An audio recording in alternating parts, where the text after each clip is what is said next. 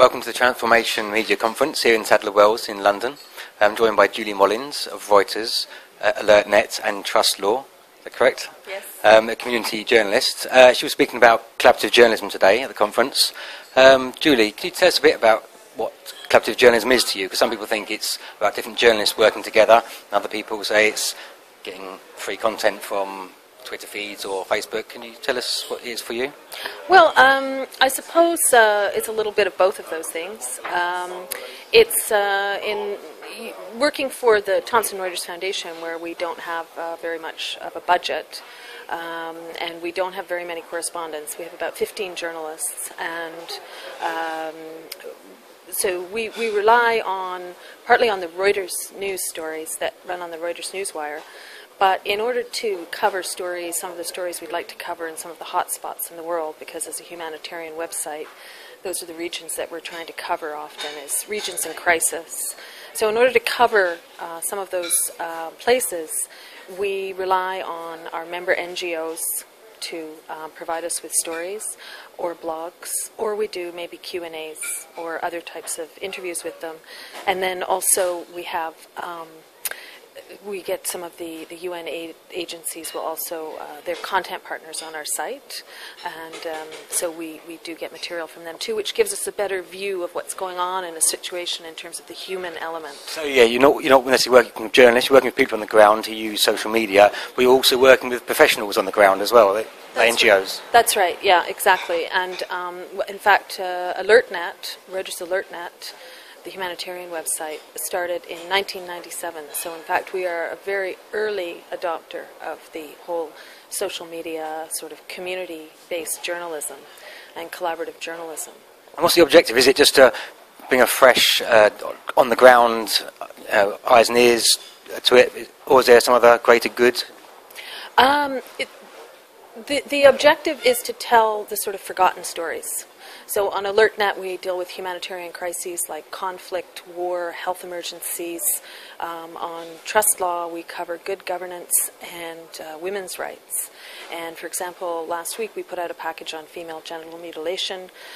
Over the past couple of weeks we've written stories about cluster bomb conference in Oslo, where they're trying to ban the cluster bomb, get countries to sign on to an agreement to ban the cluster bomb, which of course hurts civilians.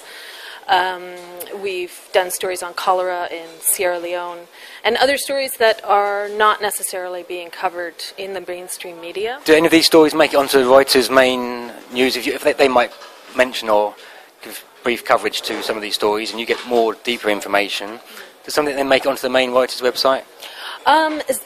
Well, we do have a blog on the Reuters website called The Human Impact, and that blog on Reuters.com, we post a lot of our stories onto that blog. Some of them are blogs that we've written for AlertNet and TrustLaw, and then we paste them into the blog on Reuters, and sometimes we write just specifically for that blog. We do try to pitch our stories to the Reuters Newswire as well, so, but they have a much more specific mandate of covering the big political and general news stories and economic and financial stories, so sometimes our stories will not make it successfully onto their agenda. And they sound sort of quite specific issues, important issues. Who's coming to these websites to view them?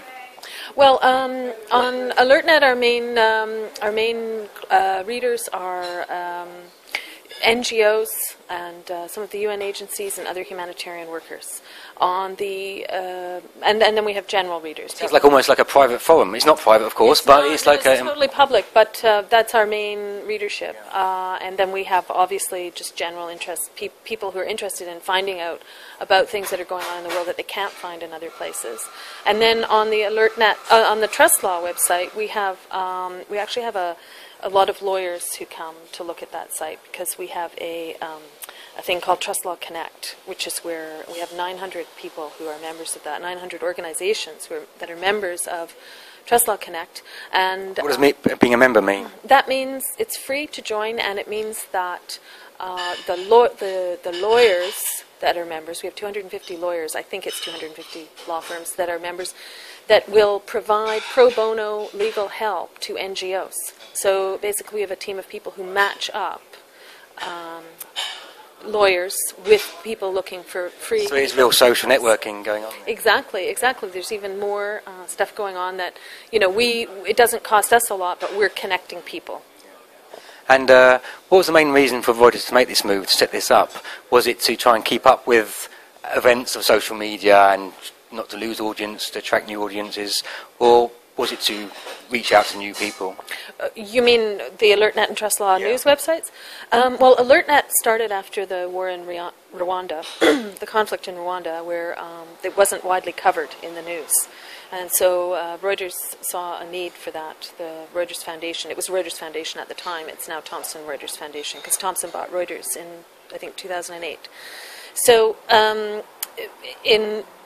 Reuters saw a need for that, to have a service whereby, a news service whereby we would provide stories on topics that weren't widely covered in the mainstream media, and then also to share information with NGOs. So, for example, if Médecins Sans Frontières is in Rwanda or right now in Syria, we could ask them, do you have pictures?